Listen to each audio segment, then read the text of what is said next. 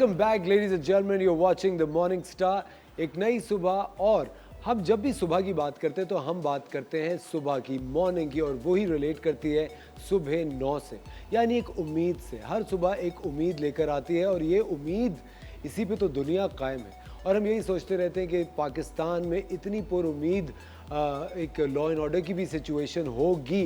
कभी एक ऐसा वक्त आएगा कि आपको इंसाफ फौरी मिलेगा, कभी एक ऐसा वक्त आएगा कि कोई क्राइम नहीं होगा। लेकिन गुजरते वक्त के साथ साथ ये जो उम्मीद है ये टूटती भी है। फिर कोई हम एक स्पीच सुनते हैं और ये उम्मीद दोबारा से उजागर हो जाती है। हमारे साथ मौजूद है the highly respected advocate supreme court mister Zia Awan साहब। अस्सलाम वालेकुम ज़िया साहब, thank you very very much, बहुत बहुत शुक्रिया। एक तो सुबह आपने हमारे लिए टाइम निकाला, इसके लिए तो बहुत शुक्रिया, क्योंकि ये तो आपकी कोर्ट कचहरी का टाइम होता है, इसमें वक्त निकाला। ज़िया साहब, मैं ज़ाती तौर पे आपका शुक्रिया अदा करता हूँ, पहली बात। दूसरी बात ये, ज़िया साहब, मैंने जितने भी दफ़ा आपको टॉक शोज़ में, मॉर्निंग शोज़ में देखा है, मैं आपका बहुत बड़ा फ़ैन हूँ। और मुझे ऐसा लगता है कि आपने हमेशा से बड़ी, जो भी आप बात करते हैं वो क्लैरिटी में करते हैं, और वो बात जो होती है वो किसी एक तरफ टिल्ट नहीं हो रही होती। जैसा पहला और डायरेक्ट सवाल आपसे जो मेरा है वो ये कि क्या इस मुल्क में लोगों को इंसाफ मिल रहा है, और अगर नहीं मिल रहा तो खराबी कहाँ पर है? ये तो आपका सवाल, मुझे लगता है कि इस पे पूरी किताब होनी चाहिए। देखिए, सही जो बात, बिल्कुल वजह यह है कि ये बड़ा बुनियादी सवाल है, और यही सवाल है जो हम अपने जो फैसला करने वाले लोग हैं, हुक्मरान हैं, अदलिया के लोग हैं, उनसे हमारा सवाल है कि आया लोगों को इंसाफ मिल रहा है कि नहीं मिल रहा। तो मेरा जो व्यू है कि हमारा जो इंसाफ का निज़ाम है वो लोगों की उम्मीदों को रिस्पॉन्ड नहीं कर रहा, फेल हो रहा है, और ये फेल्योर है। मैं इसको इसलिए नहीं कहूँगा कि हम कोई फ्रस्ट्रेटेड सिचुएशन क्रिएट करना चाह रहे हैं या हम चाहते हैं लोग डिप्रेस हो जाएं, लेकिन ये ऐसा हो रहा है।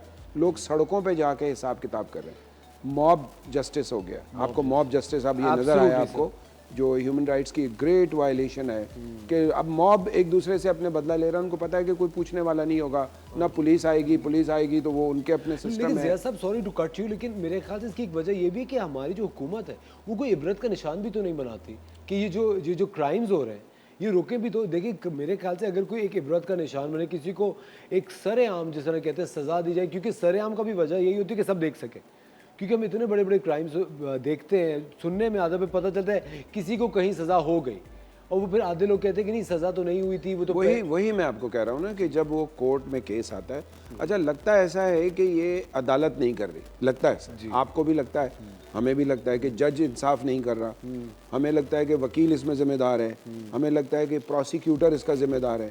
लेकिन मैं आपको सही बात बताऊं कि अगर इन्वेस्टिगेशन सही नहीं होगी तो केस में अगले की जान छूट जाएगी, उसको आप सज़ा नहीं दिला सकते। बिल्कुल। आपका जो पुलिसिंग का सिस्टम है, जो आपका इन्वेस्टिगेशन का सिस्टम है, फिर उसके बाद हमारी जो कोर्ट का सिस्टम है, हमारे यहाँ फोरेंसिक का अभी यहाँ पे सिंध में अगर कोई केस ऐसा हो जिसमें कि डीएनए की ज़रूरत हो, तो डीएनए जो है लाहौर से होता है या इस्लामाबाद से होता है, कराची में नहीं है। कराची में नहीं होता, ये फैसिलिटी है ही नहीं, बलूचिस्तान में भी नहीं है।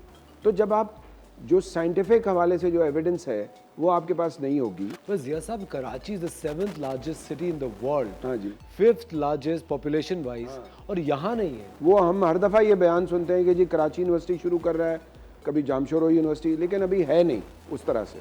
तो बात ये है कि उसकी जो रिक्वायरमेंट होती है वो इंसाफ के दिलाने की, जब वो पूरी नहीं होगी तो लोग थानों में डिसाइड करेंगे, लोग नुकसान पे डिसाइड करेंगे, लोग पॉलिटिकल पार्टी के दफ्तरों में करेंगे, लोग कानून अपने हाथ में लेंगे, वो लेते हैं। बिल्कुल। आप, मैं जो आपको मॉब जस्टिस की बात कर रहा था वो क्या है? यही तो है। अभी जो इतनी बड़ी हमारी जो बेइज्जती हो रही है पूरी दुनिया में, ये मॉब जस्टिस की वजह से कि यहाँ इंसाफ नहीं है। तो और ये हमारे जो जज हैं, जो सुप्रीम कोर्ट के चीफ जस्टिस हैं, हाई कोर्ट के चीफ जस्टिस हैं, ये उनकी भी जिम्मेदारी है। बिल्कुल सही। जो वो उस तरह से एक एडमिनिस्ट्रेशन जो होनी चाहिए, जो जजों की भी अकाउंटेबिलिटी होनी चाहिए, वकीलों की भी होनी चाहिए और प्रोसिक्यूटर्स की भी होनी चाहिए। एब्सोल्युटली।